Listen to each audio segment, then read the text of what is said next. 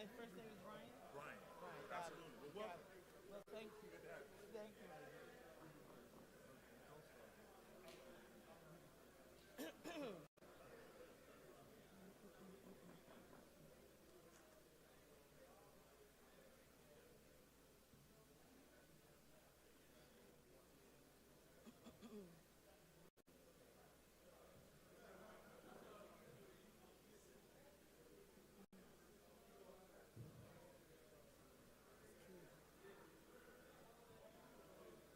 Giles hasn't come yet, has he?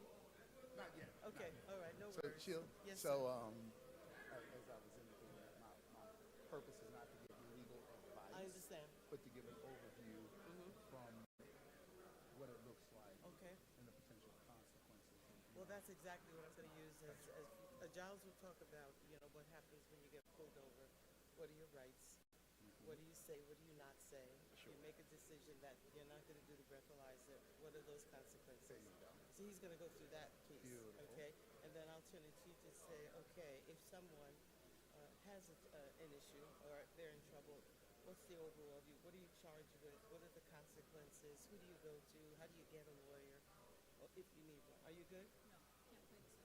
Really? Yeah. Wonder why? Don't know. He was asking if we can get in touch with the person who put this together. Responsibility.org. I did a PowerPoint. So Dwayne maybe. Dwayne might be interested in help. So you got it from Responsibly. Yeah, I took it from the website and Dwayne embedded it. The other one plays, the two that play. So is that good for you? That's wonderful. Wonderful. Brothers, if you could come inside and have a seat, come as close as possible. Any brothers in the hallway, if you could ask them to come in. We're getting ready to start our panel session. If you could come inside and come as close as humanly possible, we would appreciate it. By the way, someone lost their glasses. Someone dropped some eyeglasses. If you lost some eyeglasses, please see Brother Smitty for those eyeglasses. If you've lost your eyeglasses.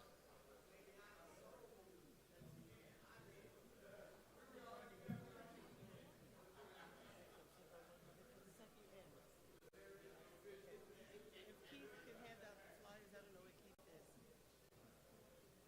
So you're going to sit in front.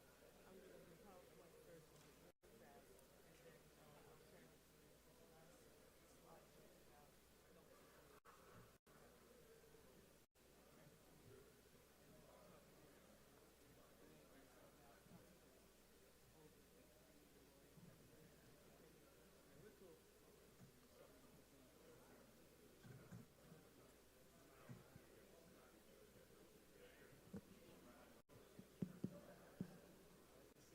Check 1 2. Check 1 2.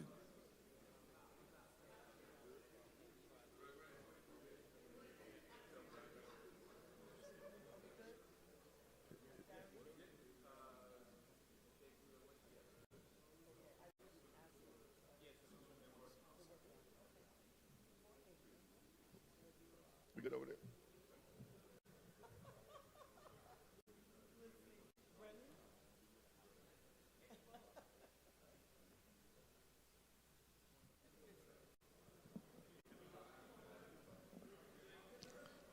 Check 1 2. Test 1 2.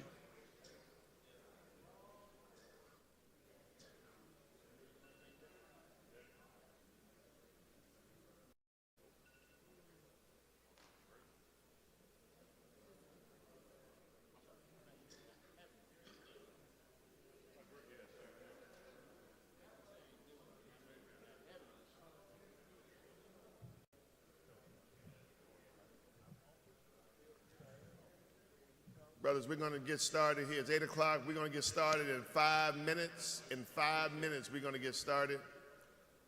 Any of the brothers hanging out in the hallway, would you ask them to make their way inside in 5 minutes?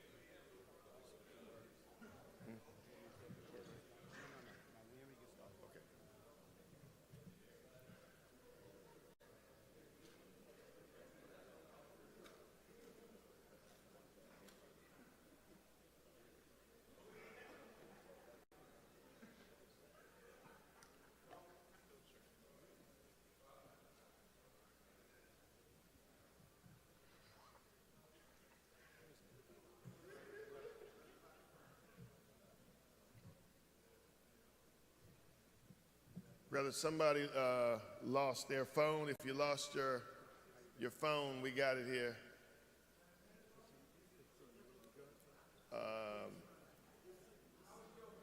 There's a $1,000 bill in it.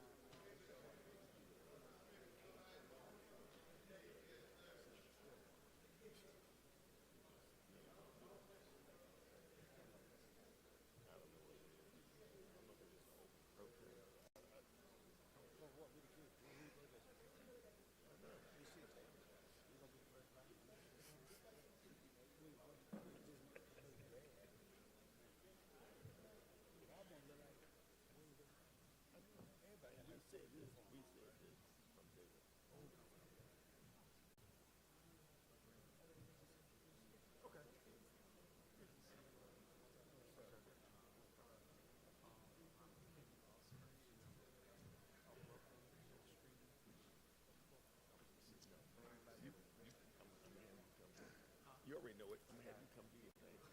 Just stand here. We got 2 minutes. We got a countdown right there. Yeah.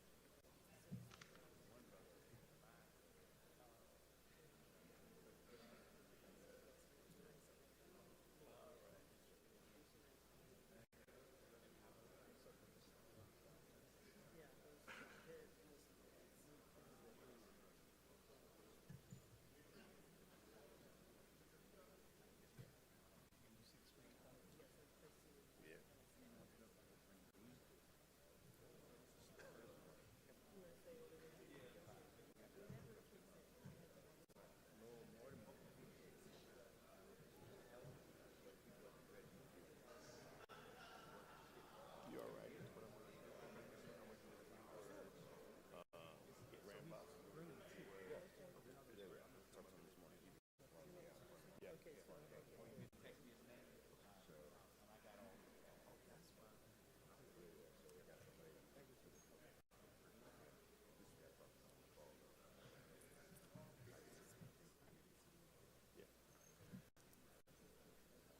Brothers in the back, I'm going to ask you, why don't you come up a little closer. All our brothers all the way in the back.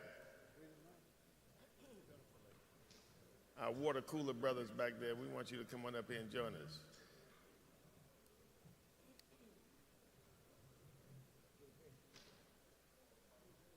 Brothers, we got 1 minute and we're going to get started.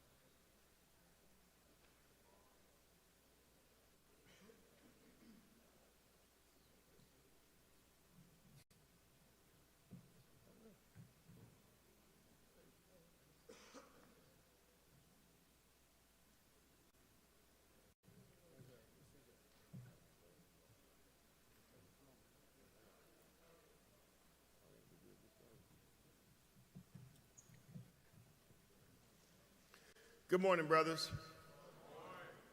Brothers, as a reminder, we will proceed with the sessions as presented in the agenda. We ask today that you move expeditiously to sessions and fully participate in the sessions as led by the presenters. Our first session today will be Drink Responsibly, will be presented by the Multicultural Health Care Marketing Group, and Brother Fishburne will come forward in just a few minutes to introduce our first presenter. Prior to that, we're going to have our Grand Basilisk come forward and greet us this morning. Yeah, thank you, Brother Grant. Good morning, brothers. This is the day that the Lord has made, and we're going to rejoice and be glad in it. Happy Saturday.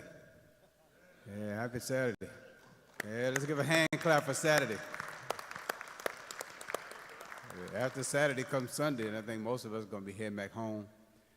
Brothers, thank you for coming. This has been moving pretty well for us. We thank all the brothers and their wives and their families who've enjoyed themselves.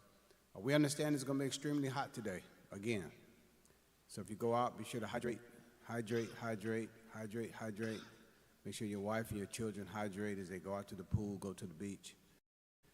We ask you to prepare yourselves to have a good session today. Let's make sure we get to the undergraduate summit, support our undergraduates. And, Brother Graham, we close out today about 3 o'clock, right? Let's have a full house if we can for closing. So if you see a brother, say, brother, let's go to the closing. You'll hear from my voice again a couple more times the rest of the day. We pray that you get back home safely and find your families in a peaceful place. It's been a great session. Let's give a hand for Brother Mark Jackson, our leader. Yeah, absolutely.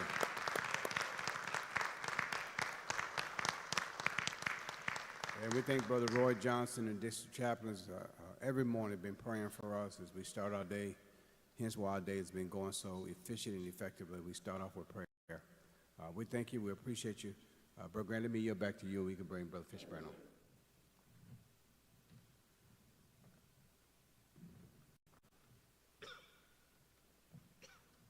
While Brother Fishburne is coming forward, I personally want to publicly and personally thank him. You know, there's a lot of things that go on to plan these kind of meetings. And when you're looking to folks to help you meet your targets and your goals, and Brother Fishburne always gave me that reassuring voice, Brother Grant, I got you. We're gonna make it happen. We're gonna take care of you, man. And I just wanted to publicly, in front of the brotherhood, tell you thank you, and I truly appreciate you. And I'm gonna let you come forward and bring up our next presenter. Good morning, brothers. Again, I'm George Fishburne, your International Program and Project Manager for our fraternity, the Omega Psi Phi Fraternity Incorporated. It, of course, is a pleasure to be here. I was saying to a brother earlier today that whenever we write a grant and get a sponsorship, when it comes in, Brother Grant, I do one of these. It's refreshing to see people honor their word and to hold true to their commitment. Before we introduce Sheila, when I tell you, not only has she honored her word, she's done it much, much more rapidly than others have. And so she made some promises and commitments, and all of them have been met before we even got into this meeting. So we thank Sheila Thorne, the president and CEO of the Multicultural Healthcare Marketing Group located in New York City. And for almost 30 years as a cross-cultural educator, she has, and trainer and competency trainer, she has continued to make her mark as a multicultural marketer with a focus on African, Hispanic, Asian, and Native American populations. There's a quote that comes to mind that reminds me of Sheila, and it goes something like this: if you want to make someone angry, you tell them a lie. But if you want to make someone livid with rage, you tell them the truth. She is, in fact, a truth teller. She does not hold back. She does not give any care or concern for anything other than telling the truth and making certain that she does what she can do to help her people. Her work in communities of color rather, in the U.S. and Canada, in Europe, and in Latin America has received numerous awards. And as I mentioned, she's the president and CEO of the Multicultural Healthcare Marketing Group. Family, would you join me and rise and welcome with a thunderous applause our moderator for this morning, Sheila Thorne, the president and CEO of the Multicultural Healthcare Marketing Group.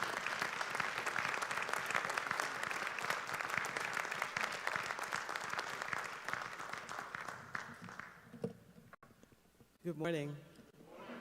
Thank you, George, for that warm introduction. And it is a privilege and an honor to be here and share with you what I have learned on my journey in terms of looking out for the health and wellness of communities of color, people of African, Hispanic, Asian, and Native American descent. And their scripture comes to mind when I think about your organization, and that one is, how good and pleasant it is to see brothers dwell together in unity. So here I am to join you in that unity, and I feel honored and privileged to do so. I'm accompanied by 3 stellar patient advocates, legal advocates, law enforcement advocates, and they're going to be part of the presentation later today.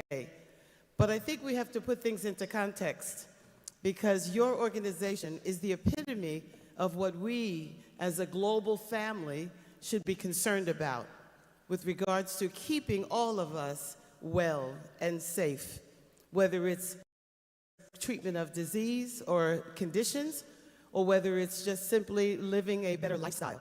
That's why this presentation about drinking responsibly is so critically important.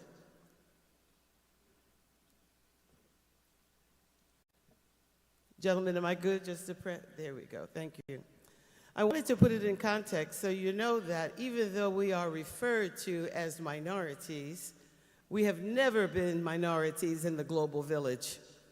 Because if you could reduce the Earth's population to a village of just 100 people, 82 would be people of color, 74 of the 82 would be Asian, and only 9 would speak English. So the term minority has become a misnomer. It does not apply to us. This morning, we're going to talk more about people of African descent. And by the way, Brother George said that this is being live streamed to about 30,000 people. So the message that I share with you is going to be extended. It's also important that we look at the dynamics of this country. When we looked at the census, I saw the numbers change in 2000. People of color began to rise to the surface. It was even stronger in 2010, and here we are in 2020. There is a diversity explosion. Wherever you go, urban, suburban, rural, people of color predominate. So we've got to understand your role and how important it is. Look at our children.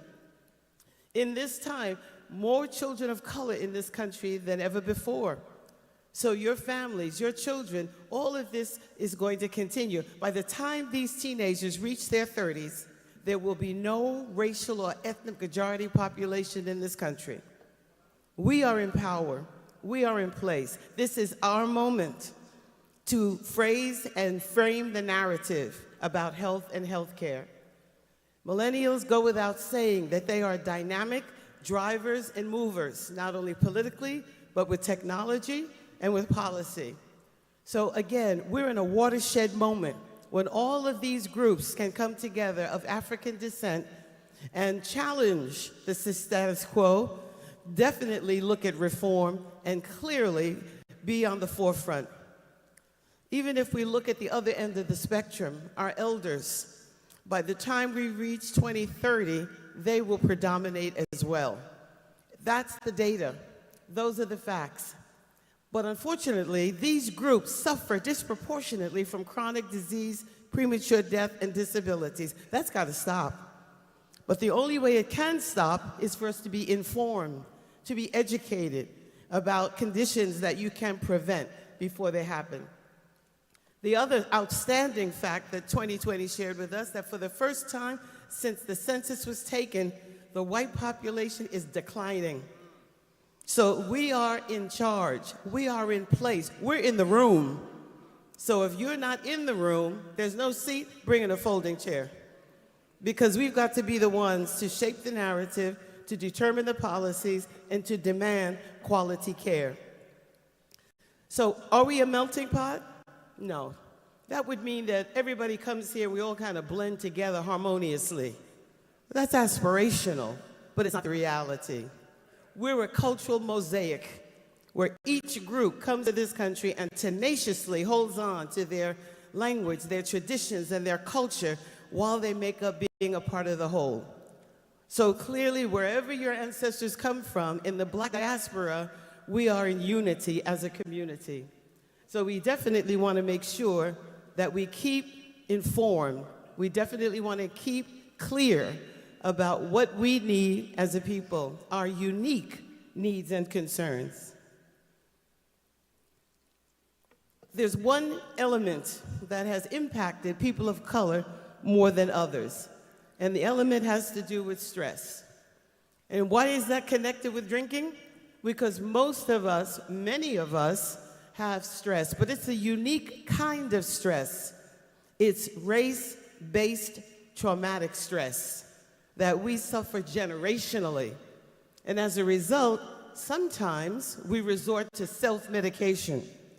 I first heard this comment when I heard a lecture by Dr. Ron Bailey, past president of the National Medical Association, a forensic psychiatrist. He stated in his presentation, there are more African Americans walking around the streets suffering from PTSD who've never been on the battlefield. So race-based stress is often the foundation of what happens to people of color when they're trying to survive. A unique kind of stress that we have to be careful about. But all the talk that you hear about health disparities is something that we've got to take into consideration. That's what my team does. We look at the cultural implications of why people do what they do, how they do what they do, when they get treatment, when they get help, do they acknowledge they need help? So cultural competency is a phrase, if many of you are in healthcare, you'll hear a long time. But more than cultural competency is health equity. Everybody should have the chance to learn and live how to lead a healthy life. But you cannot have health equity until you have racial equity. That belongs as a part of it. Without that, we will still be dying disproportionately from chronic disease and premature death. No matter how much progress we've done, race is still a significant factor of if you get care, where you get care, and the quality of care. So that behooves us to take charge and control of our health, and that gets us into our conversation about responsible drinking. We're going to talk about alcohol use disorders. If you choose to drink, there are certain things you must be aware of. Be mindful, be responsible. And all of these disorders are affecting anyone who is not responsible or mindful. Affects mind, body, and spirit, even if it's just 2 beers. So you've got to get educated and informed if you choose to drink. So that dependence on the part of some creates problems. It creates problems in the family, the workplace, wherever you associate. So again, if you choose to drink, it's important to be mindful. In this country, the data that I'm showing you is really the latest that there is regarding prevalence of alcohol use and abuse. And when we take a look at African Americans, unfortunately, we rise above other groups in the use. Why? Many factors. Much of that you can attribute to race-based traumatic stress. And again, all the data point to the fact that of all the groups, we obviously have to really take charge of this problem. Be mindful, be responsible. And again, we look at the data of other ethnic groups. Unfortunately, we're too high on that list of use in terms of prevalence. But what are the clinical outcomes? What are the legal outcomes? We definitely have that for us to discuss today on our panel. But the medical outcomes are daunting. When you take advantage and you are irresponsible, there are many detrimental things that can occur, which we don't want to happen. Again, if you choose to drink, be aware of these particular outcomes. I'm sorry this is kind of small, but it does affect the body, the mind, and the spirit. And we have to figure out what those psychological outcomes are that we can change, that we can control, that we can prevent. Clearly, the behavioral outcomes is what we're going to be talking about. If you choose to drink and are not responsible, there are consequences. And those consequences, unfortunately, are all too often negative. Legal outcomes. We're definitely pleased to have with us on our panel an attorney who can talk to some of that from a broad perspective of those who may choose to drink irresponsibly and have consequences. Every 45 minutes in this country, 45 minutes in this country, a person dies from an alcohol-related accident. And many of those are us. Racial and ethnic differences. Our Native Americans, many of us suggest and purport to have these roots in the African American community, and Native Americans have been stigmatized and marginalized by abusive drinking. But that community is in existence. There are over 600 tribes of Native Americans living in urban centers, some of them near you. Many of them have Afro-Caribbean roots, and there's a problem. I'd like you to hear this, see what's happening in the Navajo tribe, the largest of all the 600 tribes.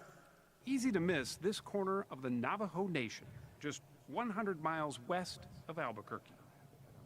Most things pass the reservation right by, including progress.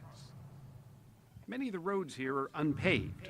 Electricity is spotty. Unemployment in the area hovers near 70%. But perhaps most shocking of all, an estimated 40% of the people who live here don't have access to running water. And the sink, what does the sink do? We don't use the sink because there's no running water. It's just there. Yeah. Loretta Smith and her husband share this small mobile home with their disabled granddaughter, Brianna. 7? That's how old?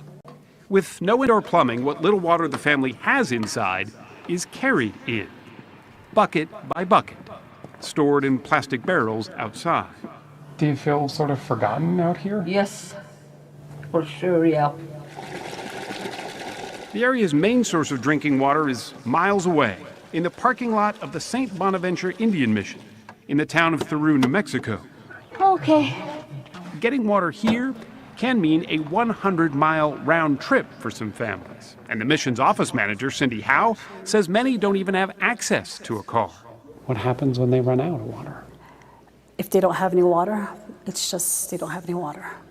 And sometimes I get so frustrated, why can't people get water? And that's where Darlene Arviso comes in. They call her the water lady. Every day, Darlene loads up her big yellow tanker truck and takes to the roads to deliver something most of us take for granted. When I see her coming, like, yes, water. Darlene is Navajo, born and raised right here on the reservation. Pretty much know everybody, right?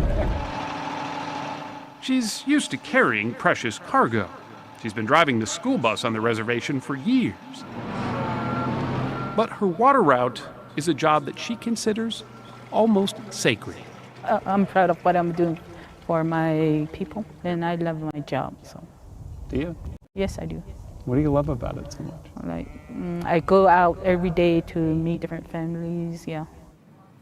There are 250 homes on her route, and she can only get to each family once a month. And sometimes not even then, if the mud gets too thick. Which is why when she does make it, it's often treated like a celebration. Nina Garcia has never had a day with running water in her life. Unlike the rest of us who use about 100 gallons of water a day, Nina has been getting by on only about 7 gallons. It's a hard truth that Darlene has a hard time watching. Sometimes I wish I could do more. How do they make it last so long? Well, they just have to stretch out their water, and yeah. I say this, as having been raised Catholic with full knowledge of what I'm saying. Darlene Arviso is a living saint. The fact that this man, George McGraw, is on this reservation at all is a testament to just how dire the Navajo situation is. Do you see yourself? He runs a nonprofit called Dig Deep. He normally works in developing countries, digging wells in places like South Sudan, Kashmir, and Cameroon. But now, the problem is right in his backyard. I really had no concept that this kind of material poverty existed in the U.S. But it does. The question is, why? It should be regarded as a national embarrassment. We took that question to Dan McCool, a political science professor at the University of Utah, who studied Indian water rights for the last 40 years. How is this possible in this day and age that Americans don't have running water? American Indians in Arizona and New Mexico were not allowed to vote until 1948. They did not have a voice. They weren't in line politically when the money, the funding, the projects, and the water was being allocated. So the only source of water left for the Navajo is groundwater, lying deep beneath the hard rock of the Continental Divide. We took this project to hydrogeologists, to engineers, to construction specialists all over the country, even here in the Southwest. And everyone said, well, this is one of the most challenging projects we've ever seen. Even if they can find water, it might not be drinkable. You'd probably start to hit water here at about 600 feet, but the water you'd get out would be laced with uranium. That's from years of mining on the reservation during World War II. Older water wells dot the landscape. Sarah Begay, who's lived on the reservation all her life, took us to this one. It's still pumping water, but few dare drink from it anymore. For years, I mean, maybe a good 20, 30 years. It was fine. It was fine. And then what happened? People started getting sick. So dig deep must dig deeper, and the clock is ticking. Running out of water by the middle of the month is a painful experience. And most of them do. Yeah, most of them still do. Good morning. Lindsay Johnson makes sure she doesn't run out. She has a system to conserve every drop Darlene delivers. What would you do without her? I don't know. Aside from her morning coffee mug, she uses only paper plates and cups, so she doesn't have to wash dishes. Like her fellow Navajos, Lindsay shares her home with as many as 8 other people. When it comes to washing hair, 2, maybe 3 of them will all use the same water. Lindsay's 16-year-old granddaughter, Yvonne, says almost everyone here finds ways to cope without running water, but few want to talk about it. People don't share their stories. Yeah. I don't either. You don't tell them? Because why? It's like, it's kind of embarrassing. It's just hard. So who's to blame for this? The counties and the states say, oh, it's the federal responsibility, and the feds say, well, we're broke, it's the states and the counties' responsibility. It's a lot of finger pointing. Oh, yes, yeah, a lot of passing the buck. And so, the Navajo wait. Has Darlene kept you updated on everything going on with the well, the new well?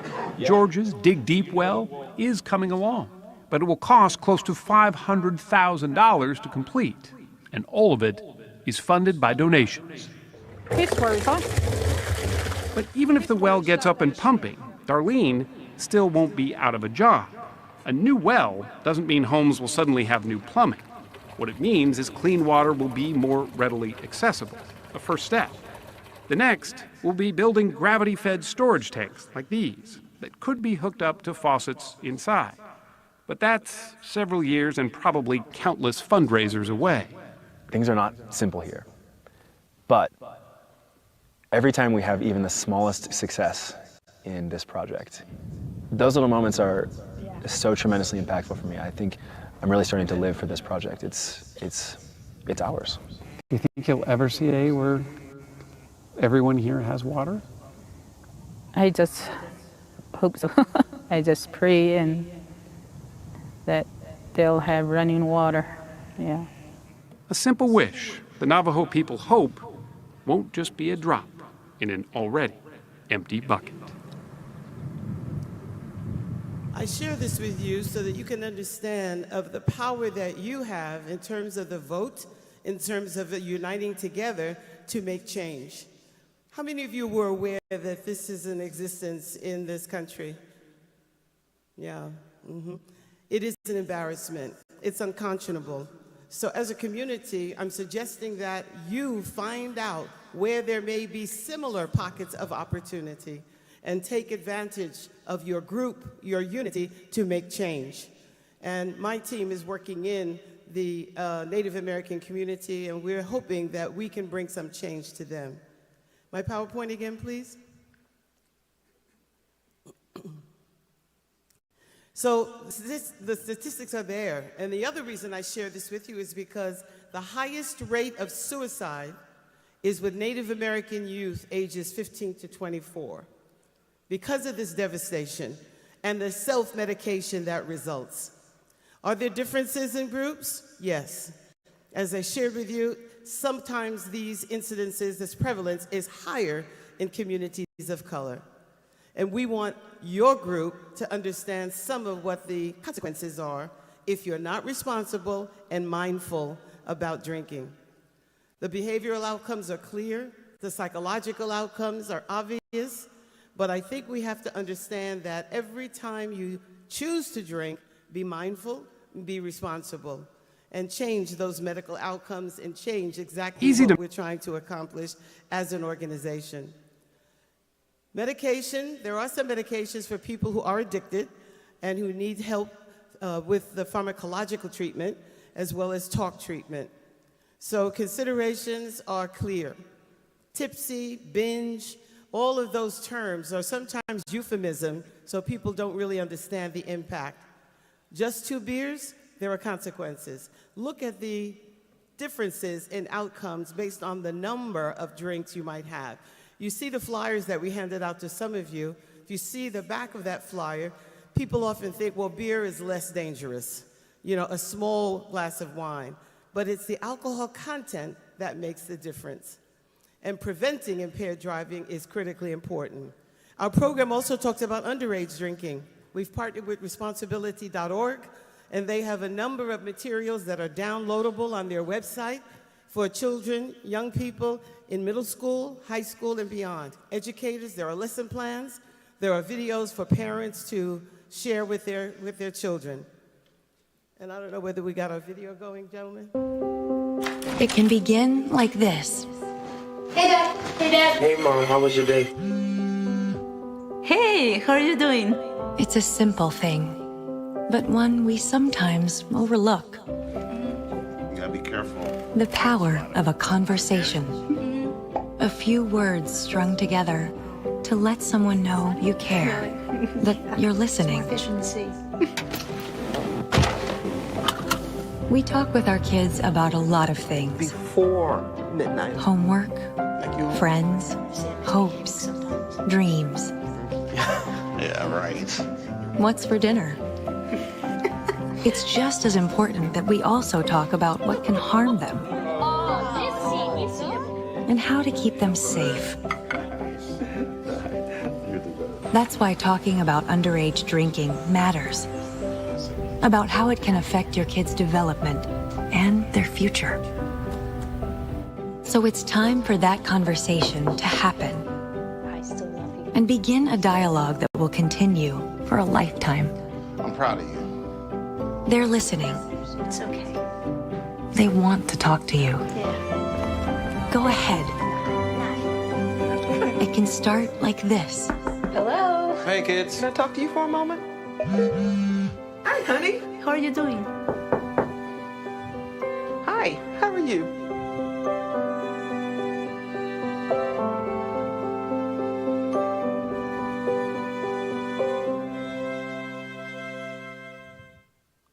Well, now let's get down to the nitty-gritty, because as our esteemed Maya Angelou said, it's time to step off the road and cut a brand new path. So it's my pleasure to introduce our panelists, which are going to tell us about the real-world consequences of irresponsible drinking. I have Walter D. Neighbors, Jr., Esquire, a criminal justice attorney, founding partner of Neighbors and Brown in Maryland. Bachelor of Science degree from Hampton University, Juris Doctorate from the University of Baltimore Law.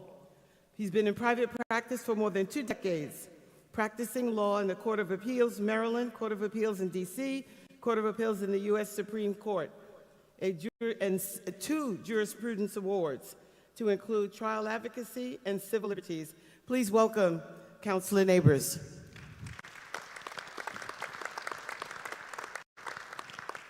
And we have Giles Shipp, over 25 years of law enforcement in several capacities, and serves as the Commissioner of the New Jersey Police Training Commission, responsible for development and certification of basic training for county and local police, sheriffs, corrections officers, juvenile detention officers. He's special assistant to the director of the New Jersey Attorney General's office, and he's an adjunct professor at Rutgers University School of Criminal Justice. He is also the 34th president of the National Organization of Black Law Enforcement Executives, we know as NOBLE, with 3,000 members, 57 chapters, state, local, county, and federal government, and members in St. Kitts and the UK. Giles has been at the forefront of police reform. He has walked the beat. He knows the drill. So we're going to hear from Giles Shipp. Please welcome him.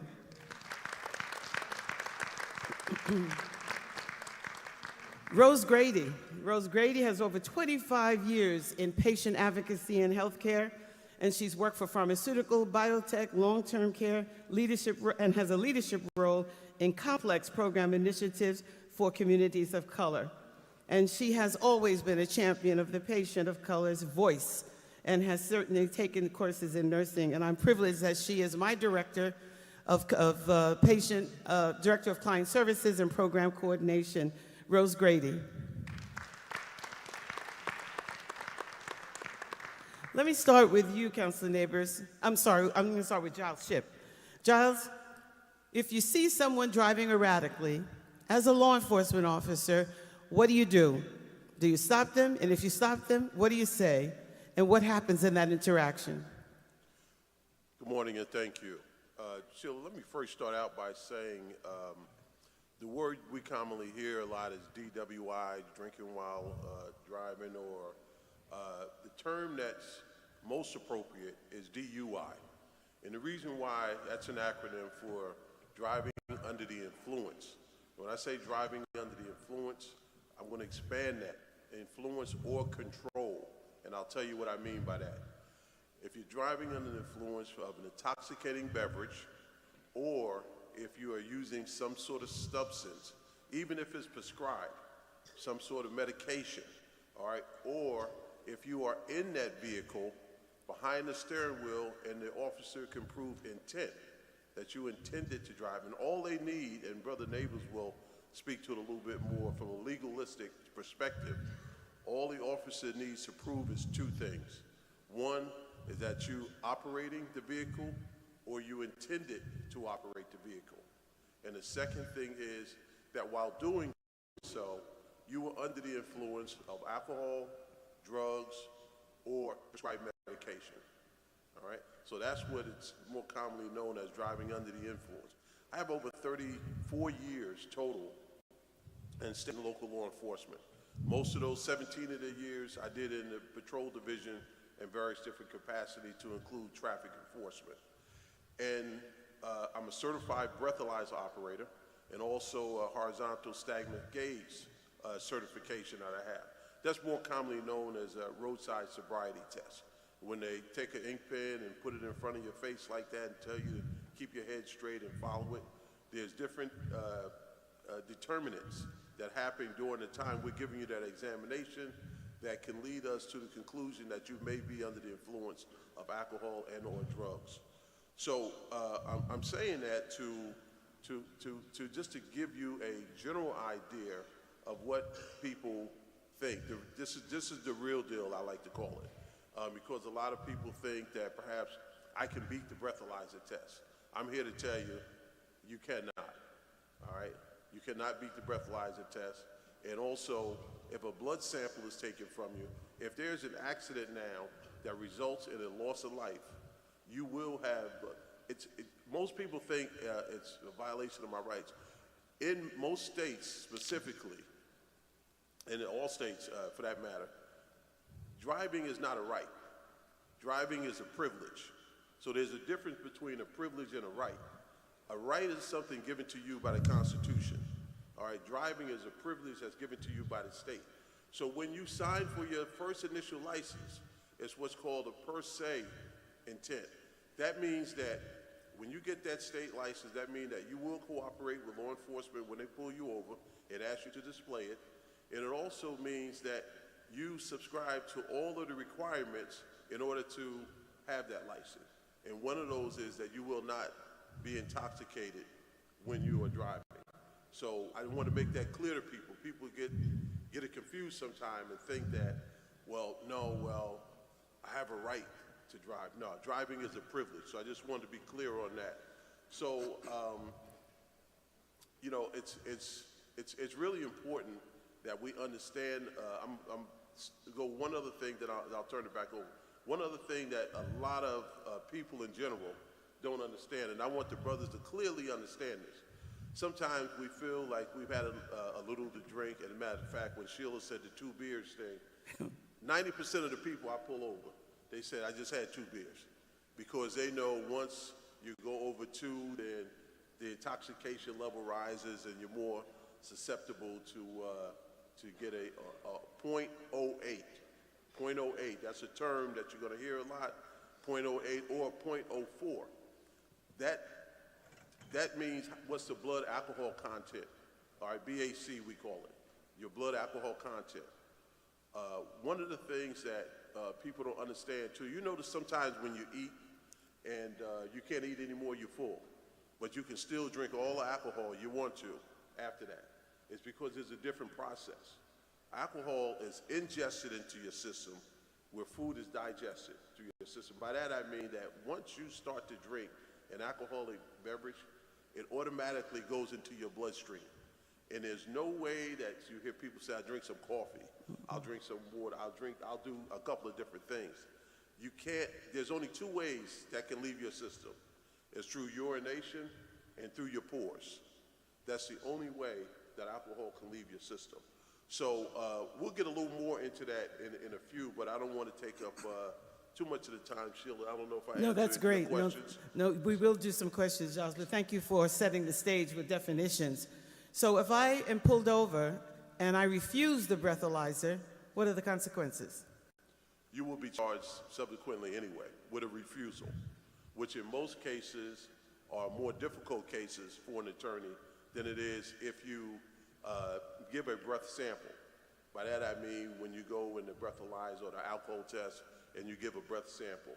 And the reason why, and again, Brother Neighbors can speak to that more so than I can from a courtroom perspective, is because of the fact that if you actually give that breath sample, there's more possibility. And I'm not trying to teach you how to beat the system, don't get me wrong, but there's more that an attorney has to work with. The machine may have not been certified. There may be a malfunction, and again, I'm gonna throw a disclaimer out there. I'm not an attorney, so this is not legal advice, but it may be more things that the attorney can work with to perhaps help you come out satisfactory in that case. Thank you so much. Brother Neighbors, as an attorney and someone is designated or determined to be DUI, driving under the influence, what happens next? Well, that's a great question. I would first start by saying that you begin your process, this journey down this legal road from the second you're pulled over. It doesn't start in the courtroom. What do I mean by that? From the very instance that that officer approaches you, whether you're sleeping in the car or whether you're operating the vehicle or it's a roadside crash, that officer in all likelihood is carrying what's called body-worn camera. That camera is activated from the moment they interact with you. So whether you refuse a test or not, the officer is gathering evidence that's going to be used against you at trial from the initial encounter, from the very second that they ask you for license and registration to the point that they ask you how much alcohol you've consumed or drugs. So you have to be very mindful that all of your answers are going to be recorded. The officer is determining whether you have bloodshot eyes, glassy eyes, your flush appearance, all of these things, slurred speech. Ultimately, they're going to ask you to participate in what are called standard field sobriety tests. Brother Ship alluded to the eye nystagmus test. There's also one-leg stand, walk and turns. Let me tell you something about these tests. These tests are difficult to perform even if you are not under the influence of alcohol. You're on the side of the road at 2 in the morning. You're exhausted. Tests will show that any type of sleep deprivation will equal, your impairment will equal that of someone that is intoxicated. That means if you're sleep deprived, it may appear that your cognitive ability, your dexterity is impaired no differently than if you were drinking. So when you perform these tests, if you've had something, any alcohol or drugs that you've consumed, medicated, prescribed or otherwise, now you find yourself performing these very difficult standard field sobriety tests on the side of the road at 2 in the morning with lights flashing from oncoming traffic on a paved highway, and it's freezing outside. So you have to be mindful of whether you're going to participate in the portable breath test, the standard field sobriety test. And I'm not here to give you legal advice as to whether to do that or not.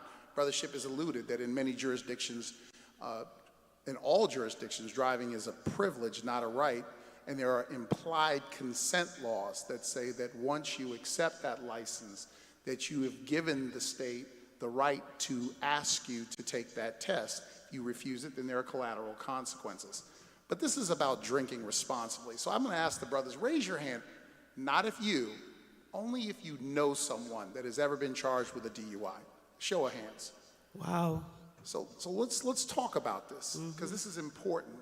Almost everyone's hand in this room was raised. So what does that tell us? There are a lot of people that are being charged with this. Now we say to ourselves, okay, most of these individuals that you know, they didn't go to jail. They participated in an alcohol diversion program. They took some classes. Maybe they lost their license for a little while, and they got through it. But they rolled the dice, because every time you get behind the wheel and you're impaired, you say, I'm not going to go to jail. I'll make it home. But what if you don't? What if you're the unlucky person that strikes that pedestrian, that runs in the back of someone's car, and now they're gone? You're going to jail. Now, you're not a criminal. Nobody here's a criminal. We're college-educated men. The best of the best. But the second you strike that person and you kill them, guess what? You're a criminal. And you're going to jail with people that are also criminals. And now your life changes. Tens of thousands of dollars in legal fees. Good luck trying to get a job. It's going to create a strain on your family. So you really have to be very clear every time you see a friend or a family member, loved one, get behind the wheel. Are you prepared to say, I'm going to let them drive home? Because the consequences are real. That means if you've raised your hand to that person that you know, that means there's a possibility that you've seen someone get in a vehicle. Now, I get it. 30, 40 years ago, your options are limited. But now, in the day of Uber, Lyft, it's a phone call. You make that call for that person. When you're pulled over on the side of the road and you refuse these tests, and I would always suggest, get the name of a lawyer that you know, that you trust, that will answer your phone at 2 o'clock in the morning. Because when you get pulled over, that officer, that trooper, is going to invariably ask you questions that you're not even going to be able to comprehend, whether you're sober or not. Because you think your admission, your candid admission of 1 or 2 beers or 3 beers, that's going to ingratiate you to that state trooper. No, it's not. It's creating evidence that he's going to use against you that you can't refute later because, again, you're recorded. So you may want to say, may I call my legal counsel? You're asking me questions on the side of the road that I can't really appreciate or understand. You're asking me to perform tests. May I make a phone call? And that might be your first call or your first action based upon trying to negotiate or bargain your way out, because that's your job once he pulls you over to take you to the station. And don't think for a second that a field sobriety test is the only evidence they have, Because again, whether you take that breathalyzer or not, again, your speech, your glassy eyes, your eye nystagmus, your walk and turn, that's all evidence they're going to use. Now, once you're in the system, of course, you may find yourself on probation. You may find yourself hooked up to an ignition interlock program. Raise your hand if you know or have ever heard of ignition interlock. I don't want to waste any time if you've heard of it. Okay. If you have children that are of age, they're driving, they maybe are coming home from college and they're transitioning a gap year, they're staying with you, or your 16 or 17-year-old is just getting their license, you may want to consider installing ignition interlock in a vehicle that they're going to drive. You're covering them under your insurance as long as they're driving your vehicle. And that's probably one of the best ways to ensure that they're not going to kill themselves. Again, you want to be proactive in this effort. Excellent. Thank you so much. Brother Gales, are we good with the transmission? But would you come and tell the story we were going to show about Brother Darius in your district, please?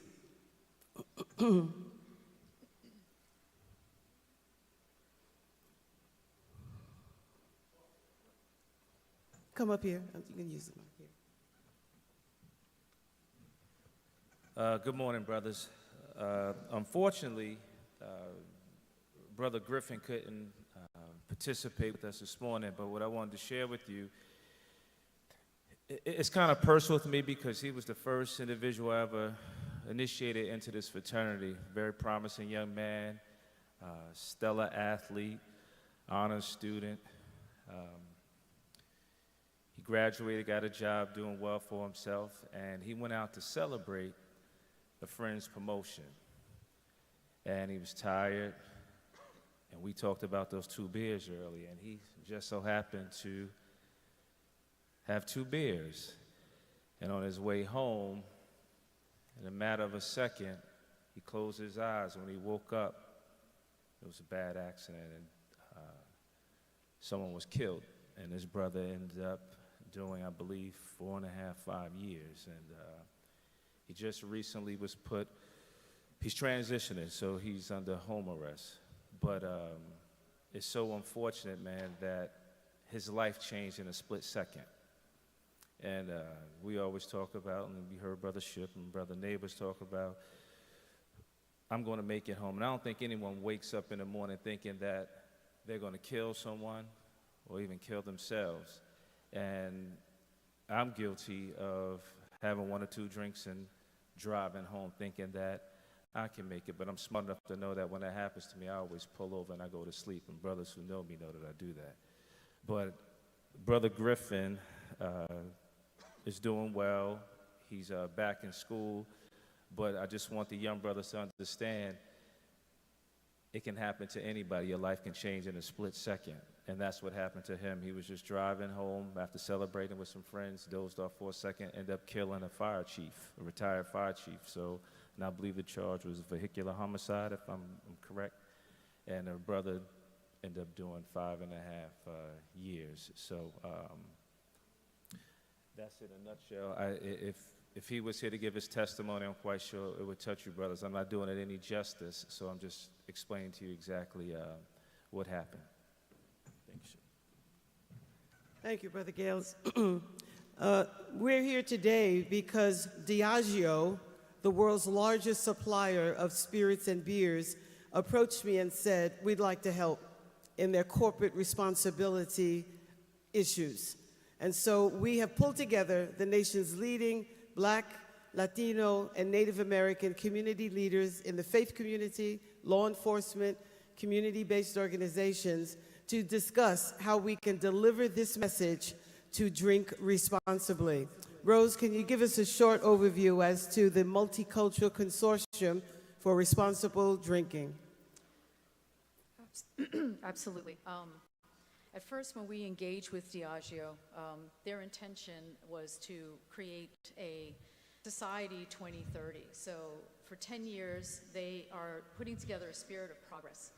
And some of the tenets are promoting positive drinking, champion inclusion and diversity, as well as accelerate to a low-carbon world and preserve water for life. Now, when they engage with Sheila and the team, they wanted to create a consortium of leaders that could go into communities of color to basically pass the message of positive, responsible drinking. That included not only Black, Hispanic, but also Native American. It comprises a group of business and community leaders, law enforcement professionals, and relevant Black, Hispanic, Native American newspaper publications, as well as we have connections to Native American organizations and tribes. And I don't know if we're going to show the sizzle reel, if we're going to... yeah, I'd like to leave some time for questions, and then we can end with that. Brother George has told me I have a little bit of flexibility. Okay, good. Right. You'll see during the video all the things that have been done within the last year, which has been pretty exciting for us. But we continue to extend our reach to communities of color, and we hope that in reaching to you that you will be able to also pass this along so that we can amplify the message of drunk driving and responsible drinking. One of the things that came up during the consortium was underage drinking. And at first, there was some hesitation to get into underage drinking. And as we engaged more with them in these communities, especially in the Native American community, it was deemed that that was something that we needed to include as well. So Diageo also, I think, as Sheila had alluded, is also partners with Responsibly.org. And if you go to Responsibly.org, there are tons of information, statistics, information about how to talk to your children, as you had seen in one of the videos that was shown. Quizzes, tests, anything for you to become more savvy about drinking and responsible drinking, or not drinking.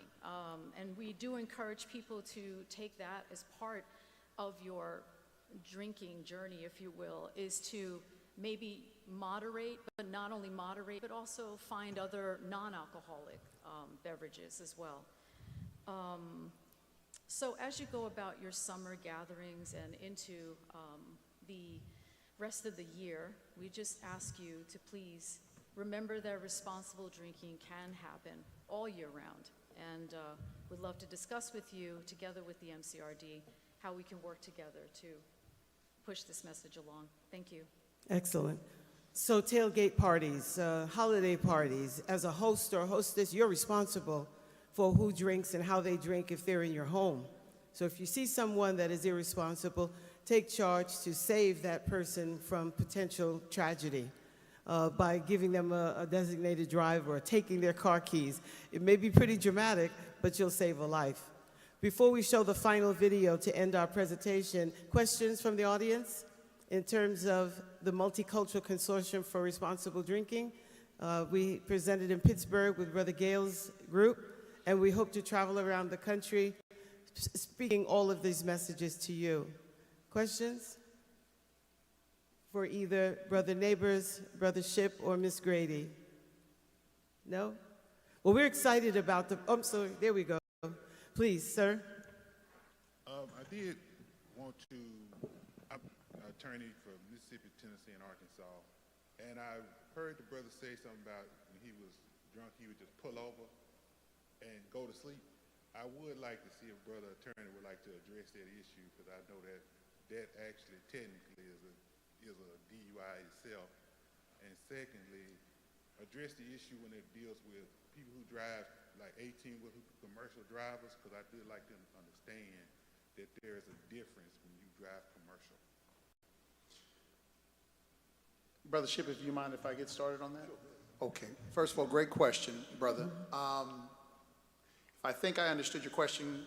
So in most jurisdictions, and I'll speak specifically to Maryland, and the District of Columbia, they speak with regards to the statutes, not necessarily driving, it's operating. And I think Brother Ship will elaborate on this. So what does that mean? Even sleeping it off. Let's say you decide you're driving up Interstate 95, you pull over on the side of the road, and you want to sleep it off. The courts have determined that it's not whether or not you were driving as much as operating a vehicle. Operating can be defined under many factors. For example, let's say you're in a car and it's cold out. You decide to leave the car running so that you don't freeze to death. That's operating the vehicle. Let's say you decide you want to just listen to a little music. Again, the car is on. Let's say you forget and leave the lights on, or you put the lights on so no one will hit you as you're sleeping it off. That's operating the vehicle. And there's many different factors the court can look to.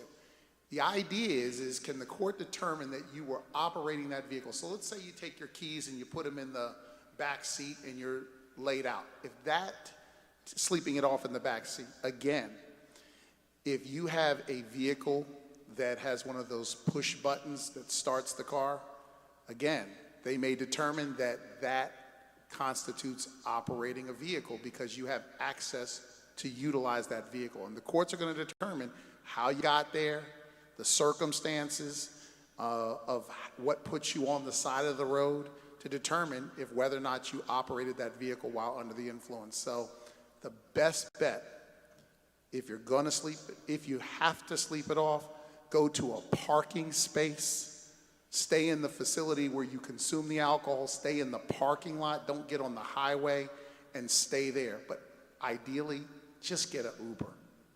Call a friend. It's too easy now. Don't take your chances. As far as CDLs are concerned, refusing a test can constitute an automatic disqualification of your CDL. Now you can't drive. So you have to think about refusing a test and what those, and if you blow over a 0.15, that could also mean disqualification of your CDL. I just want to add to that. In the state of New Jersey, if you operating a regular vehicle, regular motorist, 0.08 is the number that's used for you to be considered driving under the influence. Now, you don't have to get to an 08, just so people understand, because there's other factors, what we talked about earlier, with the roadside sobriety test. And it'll be given to you on the road, and then it'll be given to you in what we call a controlled environment. They'll bring you back into headquarters, and they'll film you again, so you can't say I stepped on a rock, or the cars flashed the lights from the police vehicle, and things like that. So it's a very thorough processing that you're going to go through, and a good cop or a good prosecutor is going to have their case together. Also, too, I wanted to note that it has been proven, cases have been won against the defendant for you just having the keys in your pocket. They don't even necessarily have to be in the ignition in the vehicle, because that's been used to prove intent. All right, mens res, actus reus, some of the brothers may have heard that before, the mental intent. All right, that's all you need. All right, and also, and lastly, brothers, there's so many professions that we undertake, be it a physician, be it a dentist, be it even in sales. Do you know that now most people, if a friend of mine is pharmaceutical sales and lost their job because of a DUI, so many licenses now, you won't be able to hold in your professions because of a driving under the influence conviction. Even if it's just 2 beers. Yeah, 2 beers, as they say. Okay. Two questions. People say 2 beers, they didn't drink a 6-pack. 2 questions, and then we'll finalize Brother George with a video, okay? Please, sir. Brother Snyder, go ahead. Oh, I'm sorry. Yeah, Quincy Snyder, representing Kentucky and Tennessee. With the, and this is great information, with the partnership with the IGO, did I miss it, or do you have defined goals? I think 2030, and then how does the greatest fraternity help you achieve those goals? Excellent question. I suggest you go to drinkiq.com, which is the website, and also Wrong Side of the Road. And you'll see on those websites the objectives of what we're trying to accomplish in the next decade. But actionable items are there, and hopefully all of you will refer to that, and we can keep you apprised of how well we're progressing in that direction. Love to talk with you after the session, and I'll give you more specifics. Final question? Thank you. Good morning. My name is Craig Spraggins. Is an open container in a car DUI for the driver? No, that's another charge. That's open container. Open container, but that also will then in turn allow the wheels to get into motion. At that point, I would ask you to step out of the vehicle and I would give you a roadside sobriety test. But that's an additional or separate charge. Thank you so much. Okay. Final video. Gentlemen, are you ready? Part of celebrations for generations. Diageo brands are made with pride and are made to be enjoyed responsibly. As part of Diageo North America Society 2030 Spirit of Progress, the goal is to educate people on the risks of alcohol-related harm as part of the company's 10-year action plan. In 2022, then President of Diageo North America, now Global COO Deborah Crew, and Stephanie Childs, Executive Vice President Corporate Relations, were actively supporting an assembly of a diverse group of leaders from across the country. In 2022, we met in Washington, D.C. to begin a cultural dialogue and establish a framework to develop a national public awareness campaign to reduce alcohol misuse in communities of color. There was an outreach to Black, Native American, and Hispanic leaders across the country, and the Multicultural Consortium for Responsible Drinking, or MCRD, was formed, a working group focused on increasing awareness of the risks of alcohol-related harm, promoting moderation and mindful drinking. With the nation in post-pandemic recovery, our first phase was to educate people on the effects of alcohol and the impact of impaired driving, including debunking cultural myths and misconceptions across these communities. We utilized the Diageo website Wrong Side of the Road, an interactive digital experience featuring real stories of impaired drivers who share their consequences. And drinkiq.com, a dedicated responsible drinking website available in multiple languages that provides information and practical advice on the use of alcohol. Once the outreach began, the information was well received. But most importantly, we're here today because of the support we have from Diageo. Let's give them a round of applause. Diageo is an alcoholic beverage company, and they have started a new campaign around responsible drinking. Invitations for MCRD to appear at community events came pouring in, from the National Organization of Black Law Enforcement Executives Friends and Family Gathering, to celebrating Hispanic Heritage Month. Hispanic Heritage Month is very important for all Latinos. And what we do is we celebrate Latino heritage, because there's so many of us different from different countries. So during this month, we celebrate our differences, our cultural differences, but as one people, our Latino Hispanic heritage. So as Latinos, we like to come together. You know, coming together to enjoy food, culture, and a good drink is always what we do. It's important for the National Association of Hispanic Publications to participate in the program for the MCRD to make sure to inform our communities. It is our duty to inform our communities, keep them updated about what's going on. We are immigrants. We come from many different nationalities. The point of the MCRD is to educate them on the best habits that we have here in our new nation. So it's important for us to celebrate, to come together. It's very important for us to understand why we do it and how do we do it. How do we do it responsibly so we can continue to do it for a long time. To hosting interactive booths at Native country powwows and listening to the concerns from tribal elders.